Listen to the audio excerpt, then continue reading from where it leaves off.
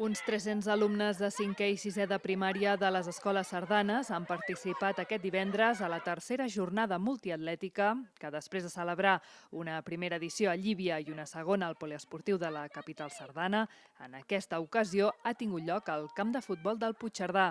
Es tracta d'una iniciativa impulsada des del Consell Esportiu de Cerdanya amb el propòsit de fomentar l'activitat física entre els infants i també de crear vincles entre l'alumnat de les diferents escoles.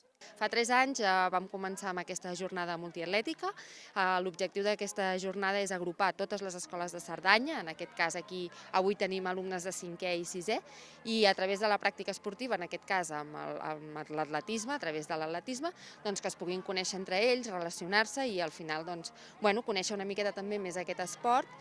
Els alumnes, distribuïts per grups, han fet tastets de les diferents modalitats d'atletisme, com ara el llançament de javelina, proves de resistència, salt de tanques o de llargada, entre d'altres. Per primer cop, la jornada s'ha desenvolupat al llarg de tot el dia. Quan vam començar aquestes jornades, primer només les fèiem en format de matí, però sí que és cert que el temps passava molt ràpid i no podíem aprofundir. Aquest any hem decidit que la jornada durés tot el dia. Els nens estan contents, al final és una activitat que fan fora de l'escola, fas esport, et trobes amb els teus companys d'altres escoles i de la comarca i amb el dia que fa avui pensem que és una activitat ideal per fer. A la tarda, les activitats s'han traslladat al Parc Xerbec, on els alumnes han participat en una gincama d'orientació a la vora de l'estany i després han fet una classe de zumba.